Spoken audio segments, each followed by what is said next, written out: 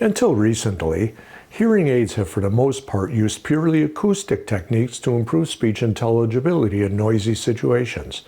These typically include advanced filtering and directional microphones. AI played a supporting role in areas such as acoustic scene identification to automate hearing aid settings for different environments. That in itself was a major improvement. It sure beats having to change settings in the app when going from situation to situation, and modern devices often perform better than a person trying to create programs manually. More recently, AI has been implemented in other ways, such as identifying multiple voices and steering the directional mics toward them, even if they move. I've addressed this before, so I'll just point out briefly that these techniques have for the most part been tapped out, with little room for further improvement. As many hearing aid wearers continue to struggle in noise, manufacturers have been pushing the boundaries of a more advanced kind of AI to add another level of performance: inline noise separation and speech enhancement. This requires a high-performance deep neural network, or DNN, placed directly in the audio path of the hearing aid and carefully trained to recognize what is speech and what is noise. In any hearable device or hearing aid, the DNN can either reside in the main processor chip or be a separate chip altogether. Either way, the DNN has to be fast and powerful to identify and remove enough noise in real time to make a difference without distorting speech or adding too much delay. You have likely already benefited from AI noise separation without realizing it. For example, internet meeting platforms have been cleaning up your speech for years, but they have extremely large resources in the cloud to create the DNN and train it. Only recently has it been possible to pack that kind of performance in a hearing aid. The latest company to accomplish this is GN with their new model known as the ReSound Vivia and Belltone equivalent Envision. Each hearing aid manufacturer implements AI noise reduction in their own way. Shari Eberts and I had the pleasure of attending GN's pre-launch event in Las Vegas, where we got the details on how they did it. Let's hear from Chief Audiology Officer Laurel Christensen and Chief Scientific Officer Andrew Dittberner, two of the people who were key to Vivia's development. Laurel, thanks again for joining me, and love to have Shari with us as well. This is a great combination because you've got two hearing impaired people who approach life from totally different points of view, I think, right? Along with obviously an expert in hearing care and how to implement hearing devices. So thanks a lot for joining us. Absolutely. So congratulations on the launch of the Vivia. It's really exciting to see how you're implementing the DNN to achieve even better response. Now, if I understand correctly, and I'll use the Nexia as an example, I'm wearing the Nexias now, I'm really getting good results in this environment. So now I'm thinking about, all right, if it's in quiet and I'm in all around mode, okay, it's working. So it starts to get a little noisier. I'm doing, the Nexia is doing some acoustic noise reduction, and then gets noisier, the beamformers are dialing in. But now you've got next level with the DNN. Is it correct that it's kind of layered, the DNN would kick in afterwards? So it's not exactly how it works. So in your all-around setting, you're getting first you get what we call asymmetric directionality. It turns on one directional microphone so that you can still hear everything around you. When the environment gets very loud, then we turn on two directional microphones. This is a whole step above that. And then you actually have to make a conscious decision to turn it on. And so it's when you are buried in noise, you are not doing well, you want to hear what you're looking at, but you're not hearing it very well, you're going to change to the program that has the artificial intelligence. And I love that both of you are here, because you just said you approach things in very different ways, and everybody does. And what might be the signal of interest to you is not the signal of interest to you. And we don't want the hearing aid to ever make those decisions for you. And so the way we do this is that we have trained a deep neural network chip with very common known noises, things that we would all agree are noise. We have trained it to know what that noise is, and then when it gets into that environment, it will take the noise down, and you will definitely hear it going down, but it doesn't all go away. You're still going to get that noise because there are a lot of things that you might want to hear out of that noise. We're going to let the brain do what it does best and process the sound, but we're going to have spotlighted the speech in the midst of all that. Well, I'm really glad you didn't consult my mother, because she would have told you that Pink Floyd is noise. Yes, see, that's exactly my point. We just don't know what is the signal of interest, and we need you to decide what that is, not the hearing aid to decide that for you. Well, I love that. And that I think is really the future. And this is, as I understand it, just that first step in that process. Tell us a little bit about what your vision for the future is in terms of letting the consumer make that decision.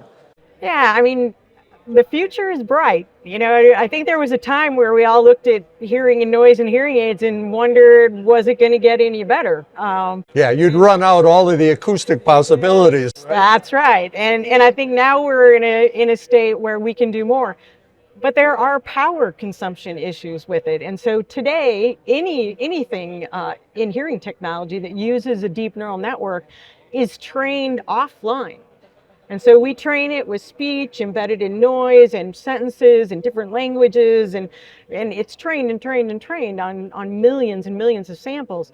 And then it is put into the hearing aid to then, do that in the regular environment.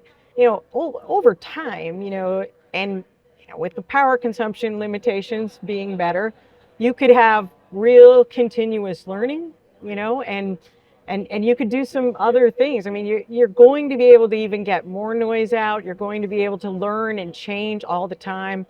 My colleague, Andrew Dittberner, who's, really And I talked with him before I talked to you. I don't know what order it's going to end up in the podcast, but yeah. Well, my colleague Andrew, talks about the fact that you'll even be able to kind of crowdsource the learnings that the hearing aid has had someday. If somebody goes into this restaurant, you probably will be able to download someday what worked in that restaurant, and you won't have to go through that. So, I mean, we're talking some years in front of us for sure, but the future for hearing and noise is bright. But I think the most important thing is that you have to consider what the brain does, what the brain is capable of doing, because the brain is not damaged with most people with hearing loss. So we don't want to interfere with the signal processing.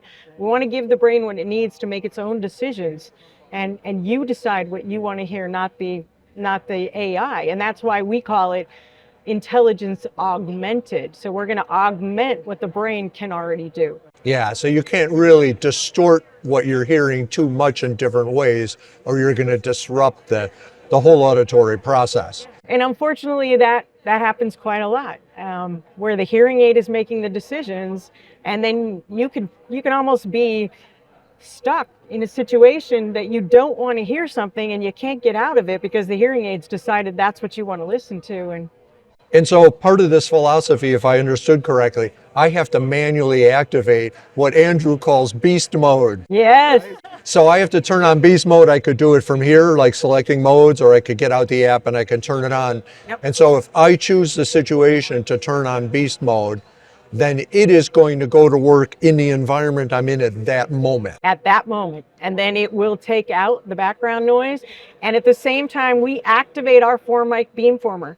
So whatever you're looking at is what you're going to hear. But we're also not going to take all the noise out. Even though the noise reduction is quite nice, you're still going to be able to, you're still going to be able to hear some of that noise so that you don't lose sight of everything else that's happening. And if I'm in full-on noise reduction mode in Nexia, I get a certain level of performance.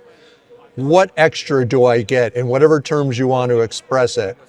How much better is beast mode? What am I getting with beast mode? It totally depends on the environment in many ways. I mean, the acoustics of the environment, how it was trained, what the background noise is, it will vary per environment. But yes, you will get a signal to noise ratio improvement above and beyond what that beamformer gives. And the beamformer actually gives quite a lot. Okay, excellent, thank you. You're welcome. So how important is Auracast to this new product? Well, for me, I can't wait until Auracast is everywhere.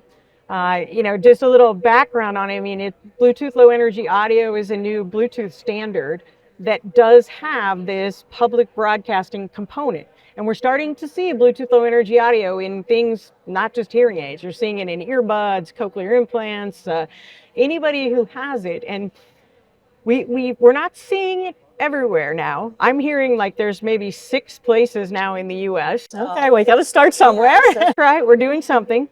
But the reason for that is we really haven't had really good commercially available Auracast transmitters until recently. Ampetronic now, has one, and when you can just put that, up, it's just all you have to do is put that up, and There's actually several now. There's Bet Ear in Israel is doing it, and there's a French company, I can't remember, doing it now. So yeah, it's coming. The transmitter infrastructure is coming. Yep, and that's what we had to have, that and an Auracast assistant, because you have to be able to find those streams somehow, just like you find Wi-Fi. You got to find the stream, and then you select your stream, and then it's coming straight to your ears, no distance, no noise. It's game changing, and it's game changing for everyone, not just people with hearing impairment. And so people who are fitted with this hearing aid and install the companion app, they get the Auracast assistant in the app directly. Yep, they get the Auracast assistant directly, and then we have a TV streamer today that we've actually tried out at Lincoln Center, and we were able to use it at Lincoln Center and get all of the range that we wanted just with our TV streamer. I was shocked at how well that worked. That's amazing. It really is game changing, and I don't have a hearing loss, and I wanted my hearing aids in. I kept taking them out thinking, does it sound better in or out? And it was better with those hearing aids in every single time because it was plugged right into the soundboard. And Well, that to me is what I get so excited about for Auracast, is because everyone's going to want it. It's not going to be something that's just for people with hearing loss. It's going to be something for everyone to experience sound in a new and enhanced way in these difficult type of listening situations. And so who's going to benefit the most? The people with hearing loss. But we really need to bring everyone along in that experience so that it rolls out faster. yeah, I agree. The faster, the better. Everyone will benefit. And I just think if you just start the ball rolling, it's really going to roll because it's really not expensive compared to what we used to do, or, looping, which is a technology that's, a great technology that really served a phenomenal purpose. But for sound quality and ease and, everything you're going to get with Auracast, it'll just be a lot better. And looping advocates will say we still need to have those loops there until this product is available everywhere, right? Because people need it now, and we need it in the future as well. Absolutely. Couldn't agree more. There is no reason to take a loop out or do anything like that. These need to coexist until really Auracast is everywhere. Exactly. Yeah. Hopefully that day will be here soon. So. I'm looking forward to it. 2025, I think, will be a big year for it. What is the Auracast experience you're most waiting to have? Oh, that's a great question. For me, it's going to be at conferences and at theater, so that I can go into any conference with confidence that I am going to be able to get that signal directly into whatever device I choose to use and be able to hear that clearly. And then going to the theater. Now, a lot of times you have different types of devices that you can use. They're not great. They don't always use. It matters where you sit. And I just think having that freedom and confidence to attend anything that I want at any time is just life-changing. It's transformational. Absolutely. I cannot wait till we have that. What would be yours? For Auracast? Yeah. The same things. I mean, I've spent 35 years of my life developing hearing aid technology. I mean, I am passionate about helping people hear. And this is just one of those leaps forward that it will help everyone. It's really, I don't think there's so many people that really didn't even experience telecoil and how much that does. I just think that this is going to be very game changing for anyone with hearing loss, and that's why I do it. Yeah, and the availability is so much easier, right? It's so much cheaper and easier for venues to implement this, and they're not only helping a small, what they might think is a small segment of their, their venue attendees. It's helping everyone. So that to me is. Yeah, I actually think CES is a great example because in the Venetian, they have the 3 levels of meeting rooms as you're going into the convention center. Those are all portable, configurable meeting rooms. And so they can't loop those, right? Of course. Because it can be a different setup for everything. Some large where the keynotes are, some small for private meeting spaces and so on. So they bring in a portable sound system, put up a couple of speakers. It's really reverberant. It's hard to hear. Well, you can just take the Auracast transmitter on a pole, set it up, have a bank of receivers for people, or they can use their own devices. Good to go. Did either of you experience the Auracast at CES yesterday? They had accessibility. Were you there? I did. I went to one of the sessions and I recorded, and I even tried several different devices. Oh, cool. Yeah. So they had multiple rooms that you could go to different sessions and use and experience Auracast yesterday. I didn't get to go, but I think, having that on the, on the program, it was, very pointed out that it was accessibility. I just think more and more awareness is what we have to have. So congratulations once again. Thank you. Thank you. And a pleasure to talk with you as always. Yeah. Really good to talk to both of you. Yeah. According to GN, their DNN was trained on 13.5 million spoken sentences in various languages and with varied vocal effort across 3.9 million tune sound parameters. These large data sets are necessary to provide improved performance in all situations without actually degrading the voices one wants to hear. Andrew Dittberner was the ideal person from whom to learn more about how it's implemented and how it benefits people with hearing loss. So I have with me Andrew Dittberner. He's the Chief Scientific Officer for GN. Thank you for joining me today. Yeah, thank you. It's really exciting what you're announcing. Please tell us a little bit more about the AI implementation and your philosophy for executing it in a hearing device. Sure. Yeah, this would be exciting. Artificial intelligence has been around for a while now, and everyone's been really talking about ChatGPT and what it's doing. What we're doing on the hearing aid side, of course, is we don't have the processing power like, an NVIDIA chipset or a server full of NVIDIA chips has. So what we try to do on the hearing aid side is that we're trying to basically embed what we call deep neural networks, which is just a smaller piece of hardware that we add into our existing hardware. And its job is to basically try to pick out the speech signal, clean it up, and represent it back to the user. And that's pretty standard technology that's used now in many applications. What's tricky on the hearing aid side field is that we have very limited power to do this in.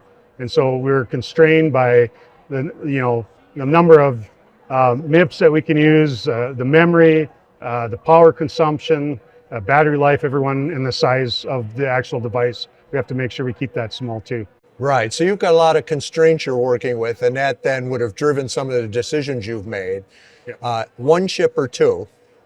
So we added a second chip in order to handle basically our AI function, our deep neural networks.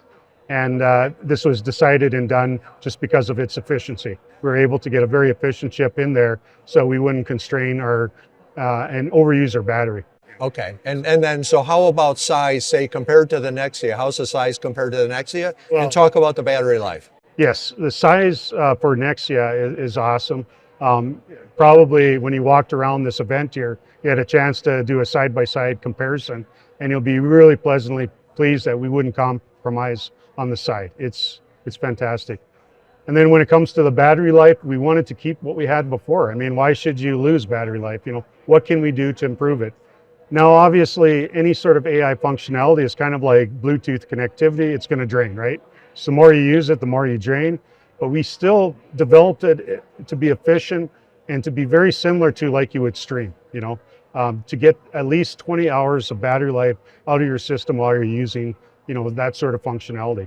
And typically when you're if you don't use it as much and you're just kind of doing the daily functions of a hearing aid, you should expect to get about 30 hours of life out of it. Okay, so the implication is we're in a perfect environment, because if anybody's been to CES, they know that it's this loud all day long, and I'll still get full day battery life, even though you're really taxing the DNN at that point. Yeah, and definitely this isn't daily life for any of us, right? But this is a time when you can really see, kind of the benefits of having something that's power efficient. Last thing you want to do is spend half a day and have your device, all of a sudden end on you. And then what do you do the next half of the day, when you have nothing? So definitely you need. Describe the philosophy of the DNN. How is it employed? Like, if I were in this environment, for example, how actually is the DNN working? What is it doing? How is it helping me hear better? Sure. So hearing and noise, as you know, is the number one problem most hearing impaired people face, right? So it's a significant problem. And even without hearing loss, we all suffer from it, right? Hearing and noise is hard. So what we do a little bit differently is that DNN is kind of another tool in the toolbox for noise management. I mean, you have directional microphones, you have, basic standard signal processing, noise reduction that kind of does gain reduction in bands and stuff like that. But what we do very uniquely with our DNN for environments like this is that when you're really struggling to hear in noise, you want to give everything you have in your toolbox to this circumstance, right? And what we do with DNN is that we make sure when we implement it, we have our best beamformer, 4-mic beamformer on. We have any other noise management cleanup going on. We have whatever we can from our human brain. We want to try to preserve those signals where we can so the brain can get involved in processing.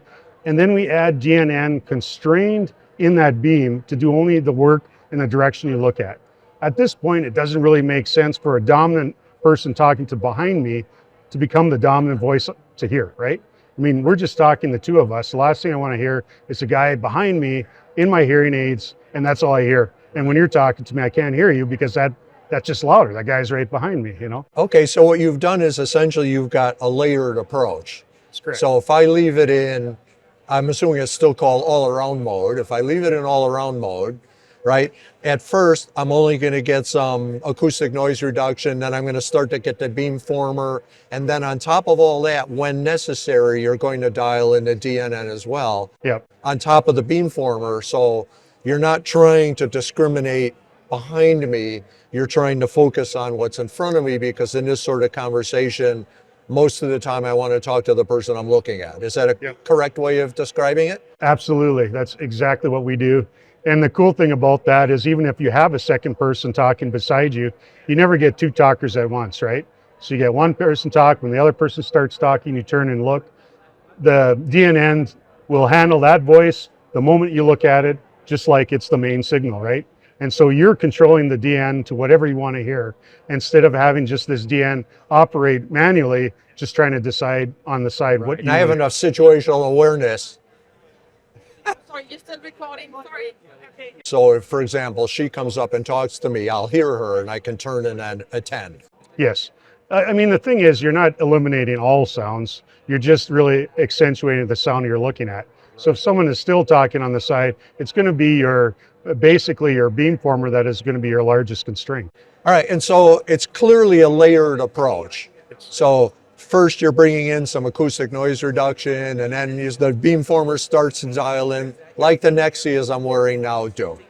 Okay, but now you've got the DNN on top of that. How then did you actually decide what the training should be, what noise you were going to focus on to give real improvement to real users?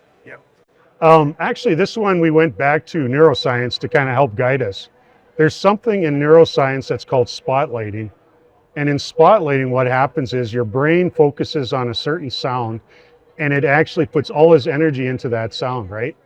And what helps that sound become easier to interpret is when you add contrasting to it. So in other words, you can think like in a dark environment here and everything is dark, we can process the signal because we have enough light to process it. But if I did a light like we do with this camera here, all of a sudden that signal becomes easier to process because it unveils things that we normally would be really fighting with our brain power to try to process through. Now, even without this light, you could still see it.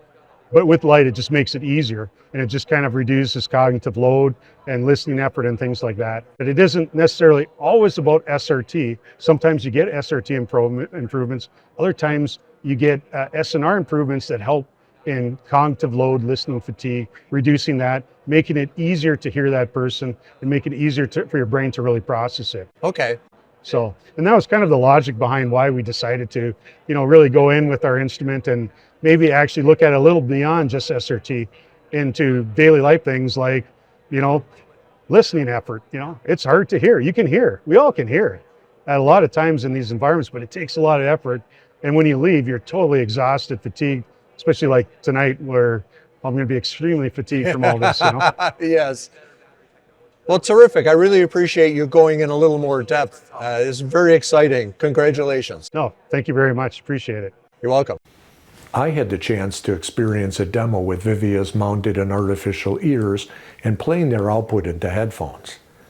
While such a demo is never quite the same as wearing the devices themselves, the performance was impressive nonetheless. It's exciting to see GN adding AI noise reduction to further improve performance over what was already an excellent previous generation hearing aid. I'll close this with a question. For those millions of people with little or no audiometric hearing loss but difficulty understanding speech and noise, will GN eventually add this technology to a Jabra consumer or OTC product? Like in any industry, cutting-edge features are first introduced at the upper end of the range and then filtered down. It'll be exciting to see how that plays out at GN and elsewhere as in-ear AI noise separation matures.